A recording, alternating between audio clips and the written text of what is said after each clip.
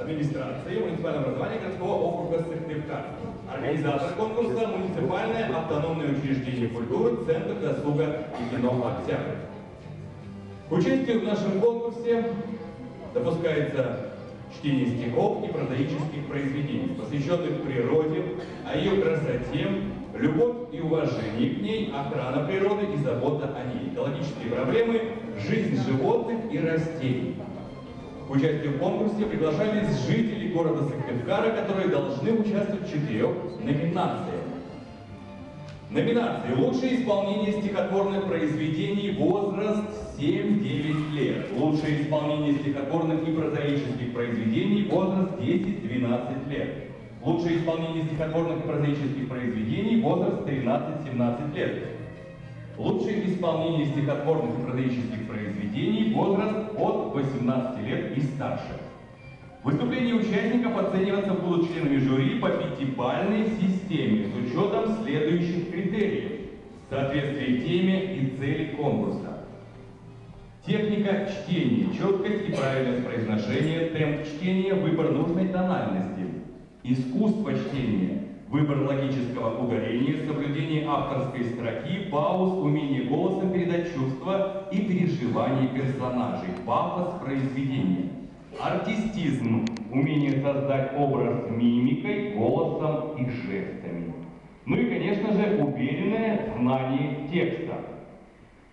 Сегодня вы присутствуете на первом этапе, отборочном туре конкурса. Второй этап, финал конкурса, пройдет в концертном зале Сыктывкар по улице Бабушкина, 22, и он состоится 21 апреля 2017 года в 17 часов. В нем примут участие победители и призеры первого этапа. Дипломы за участие будут вручаться лично в торжественной обстановке на финале конкурса. Сценическая речь главы Республиканского колледжа культуры имени Вениамина Чисталева. В составе жюри директор Центра досуга и кино «Октябрь» Ирина Олеговна Мирошниченко. Актриса Академического театра драмы имени Виктора Савина, заслуженная артистка Республики Коми Елена Рольфовна Янкова. Специалист управления культуры муниципального образования городского округа Сыктывкар Татьяна Михайловна Агаркова. Менеджер Центра досуга и кино «Октябрь» я, Роман Сергеевич Горький-Эллин. Слово предоставляется, конечно же, председателю жюри Надежде Николаевне Изюмской. Надежда Николаевна, вам слово.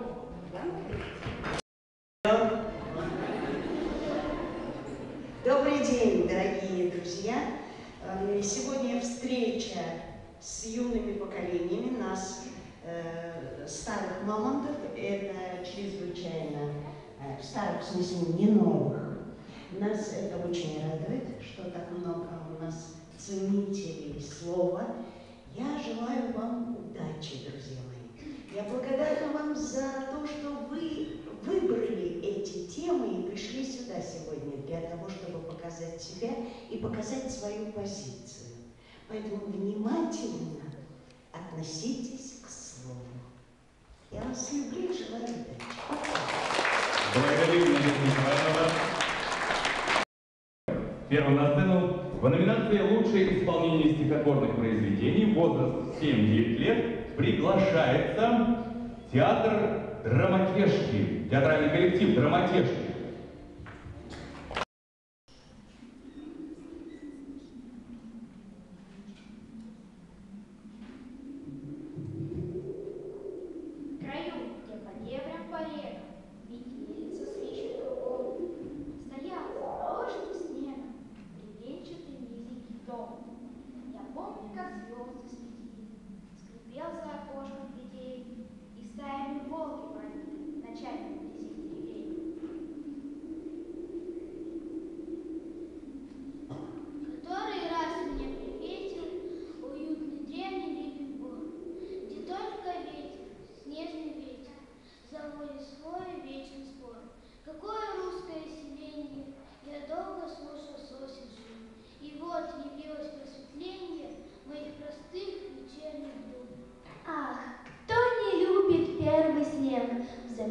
наших руслах тихих рек, в полях, в селениях и в бару, слегка гудящих на ветру.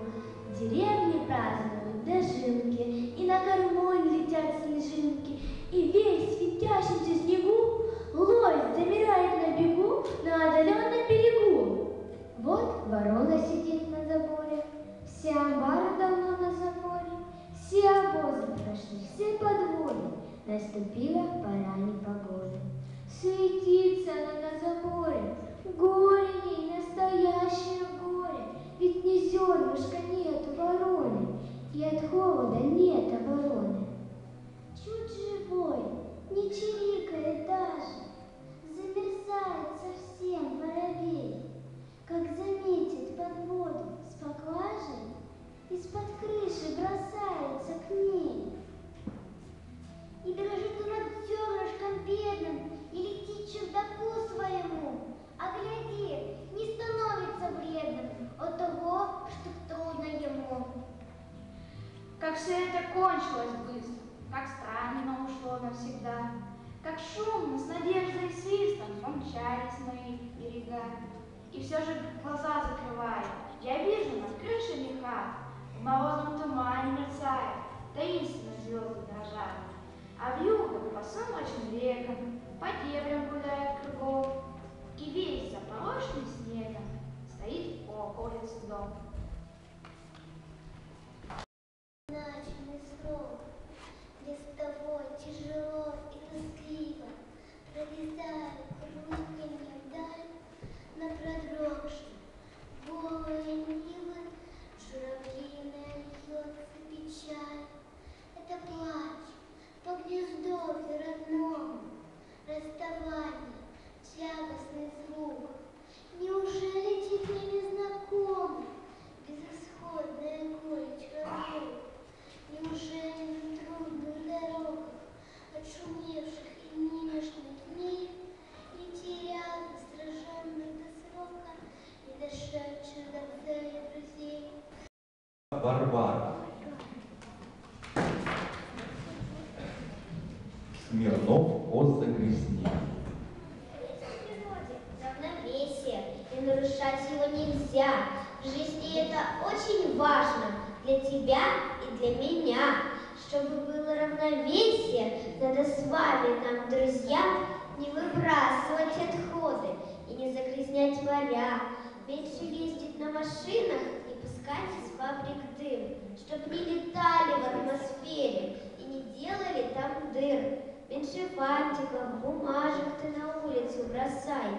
Тренируй в себе ты ловкость, точно в урну попадай. А когда захочешь кинуть, ты бумажку не в корзину. Ты подумай о природе, нам еще здесь жить как вроде. Берегите, ребята, природу, и цветы, и деревья, и луг, и животных, и почву, и воду. Ведь природа надежный наш друг.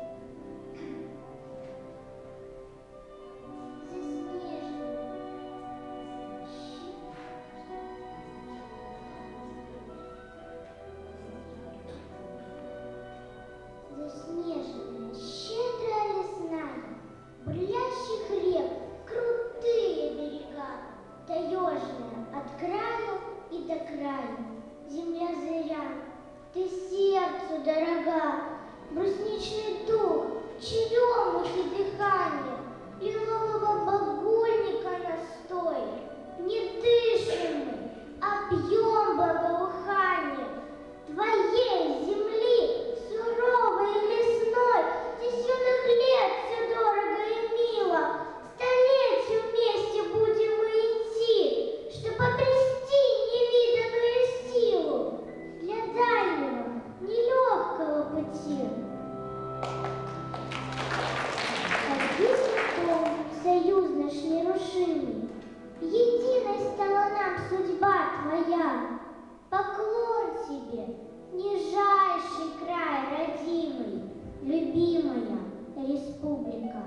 моя.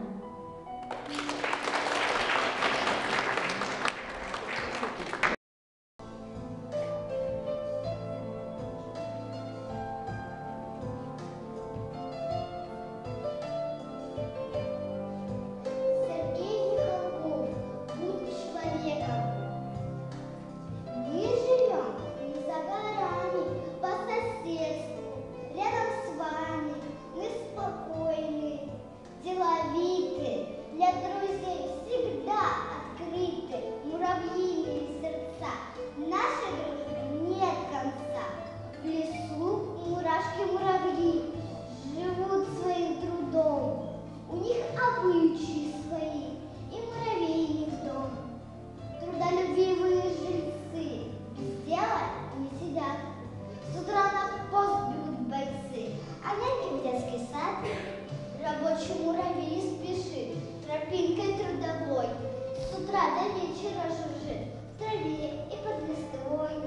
Ты с палкой по лесу гулял, и муравьиный дом, шутя, до дна расковырял и подпалил потом. Покой и труд моей семьи нарушила беда. В дыму метались муравьи, спасаясь кто куда. Трещало хвоя, тихо тлел сухой опавший лист. Спокойно смотрит сверху вниз жестокий эгоист.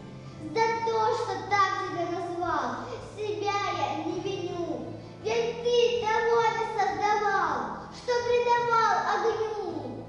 Живешь ты в атомный наш век и сам не муравей. Будь человеком, человек, ты на своей земле. А в том, что мы соседи, и мы должны сберечь живое на планете. Об этом моя речь.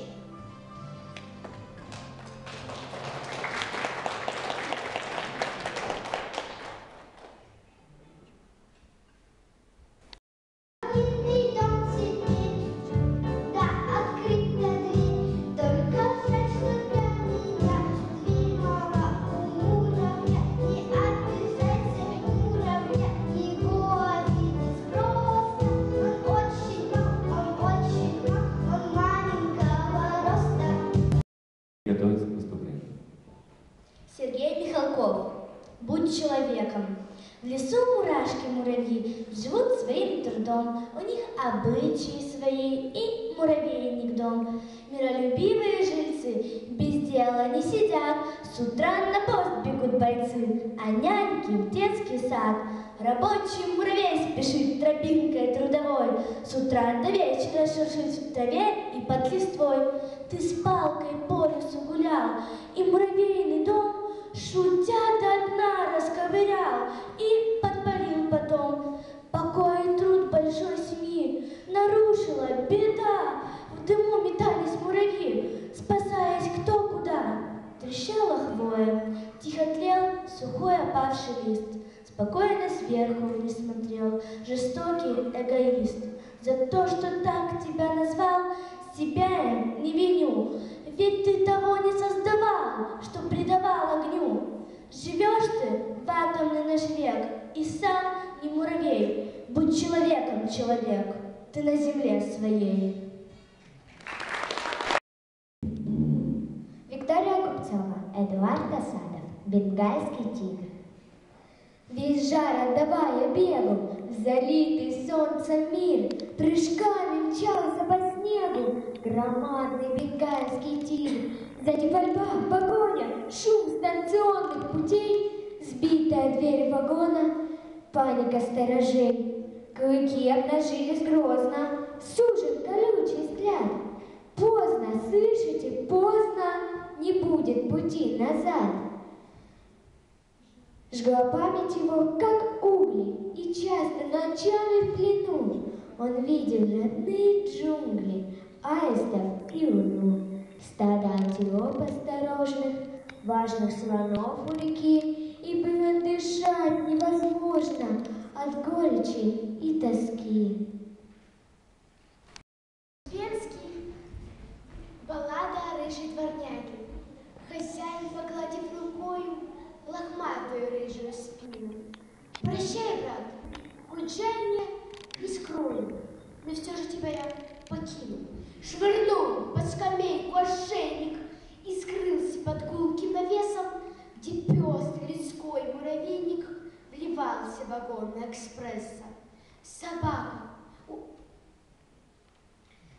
Собака не звала ни разу, или же знакомой спиною следили два карие глаза с почти человечей тоскою. Старик у вокзального входа сказал, что оставлен беднягам.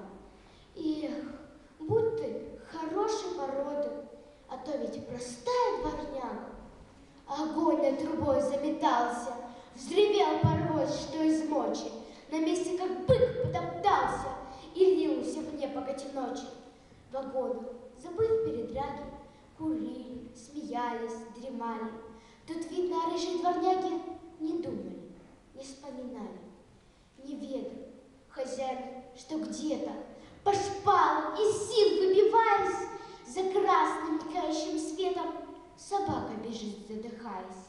Споткнувшись, кидается снова, в кровь лапы о камни разбиты, что выпрыгнуть сердце готово наружу из пасти раскрытой. Не ведал хозяин, что силой вдруг разом оставили тело, и стукнувшись лбом о перила, собака под мост полетела. Труп волны снесли под коряги. Старик, ты не знаешь природы, ведь может быть тело дворняги, а сердце чистейшей породы. Валентин Берестов. Песня волка. Почему по ночам завывает волк? Потому что он в музыке знает толк. А что означает волчевой? Он означает «я живой», «я храбр, умен и знаменит, и даже добр, покуда сыт». А там, где волки, жизнь ей-ей, хоть и страшней, да веселей. Что означает волчевой? Будь осторожен, милый мой, пастух пусть лучше сторожит, быстрее заяц пусть бежит. А кто ленив и бестолков, тот станет пищей для волков. Что означает волчевой? Я свой, я сказочный герой. Царевну будто на коне Иван-царевич мчал навне. Хватило силы у меня, не зря я съел его коня. Что означает волчевой? Увы, детей пугают мной, мол, кто не так себя ведет, того волчище заберет, и он несет его и съест. Как людям врать не надоест?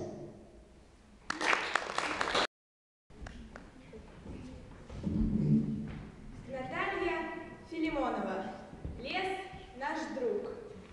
И не сразу, и не вдруг мы узнали, лес наш друг.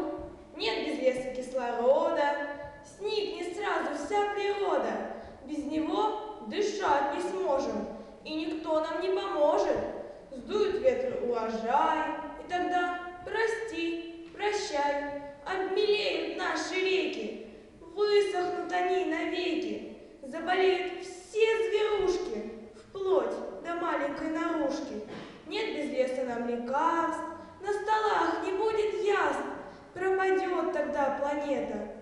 Горько мне писать все это, а поэтому, друзья, призываю всех вас я, каждый кустик берегите, без нужды костры не жгите, цените каждую травинку и на листике дождинку.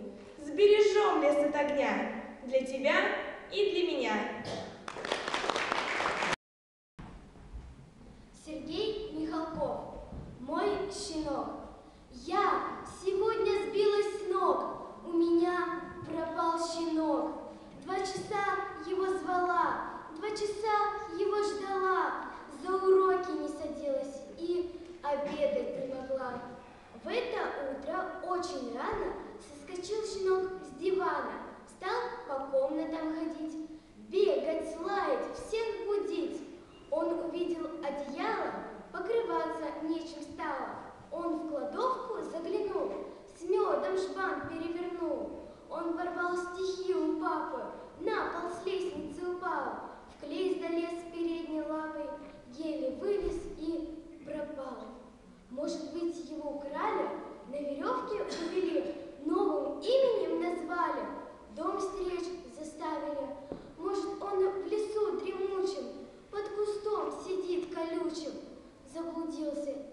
дом, мокнет бедный под дождем.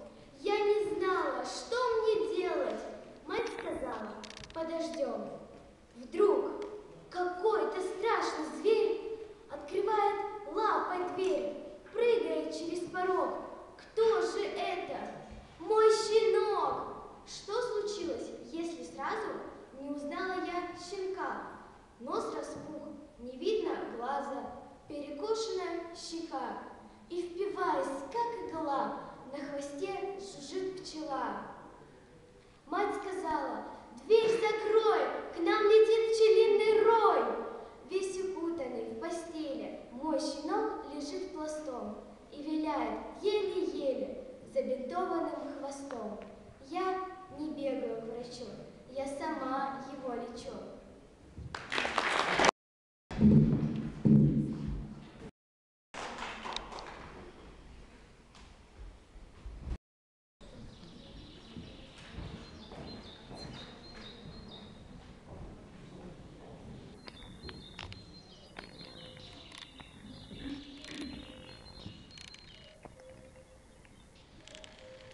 Первым проснулся тростник, огляделся и покачал головой. Спит речка, посмотрел на розовую полоску зари, прислушиваясь. Проснулась у берега ива, вздрогнула от утреннего свежего утерка и уронила росинку. «Ах!» — сказала росинка и упала на спину стрекозы. «Кто меня беспокоит?» — сердито спросила стрекоза. Подняла голову, потянулась, стряхнула крыльями. «Ой!» — сказала росинка и упала на колокольчик. «Дзынь-дзынь-дзынь!» — зазвенел колокольчик. Колокольчик разбудил ромашку. Ромашка толкнула незабудку, и зазвенел весь луг. Трак-так-так, выстрел за селом трактор, захлопал крыльями петух, закричал испуганно. Кукареку, вставайте, проспали, кукареку. Вот видишь, зашуршал тростник, все вокруг проснулись. Просыпайся, речка. Сердито зашуршал тростник, а речка молчит, не шелохнется. Беда с тобой, солнце встает, а ты спишь. Брызнули по лугу первые лучи. Потянул с берега легкий ветерок. Засмеялась речка, шевельнула легкою волною и сказала: а я не сплю, я слушаю, как просыпается все вокруг.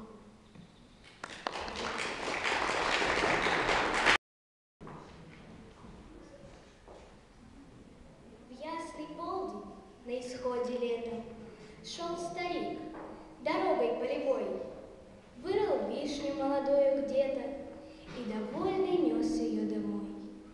Он глядел веселыми глазами на поля, на дальнюю межу и подумал: дай-ка я на память в дороге вишню посажу.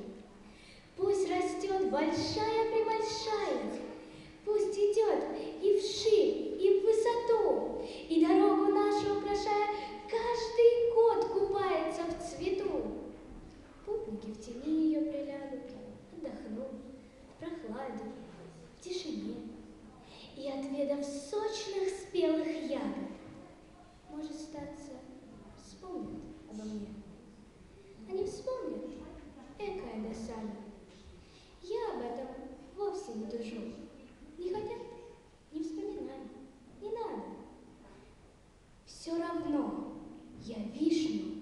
посажу. Сергей Михалков. Будь человеком. В лесу мурашки-муравьи. Муравей дом. Миролюбивые жильцы бездельно сидят. С утра на воз бегут бойцы, а няньки в детский сад. Рабочий муравей спешит тропинкой трудовой. С утра до вечера шуршит в траве и под листвой. Ты с палкой по лесу гулял, муравьиный дом тебя до дна расковырял и подпалил потом. Покой и труд большой семьи нарушила беда. К тому метались муравьи, спасаясь кто куда. Трещала хвоя, тихо тлел сухой опавший лист. Спокойно сверху вниз смотрел жестокий эгоист. За то, что так тебя назвал, себя я не виню. Ведь ты того не создавал, что предавал огню. Живешь ты в атоме наш век,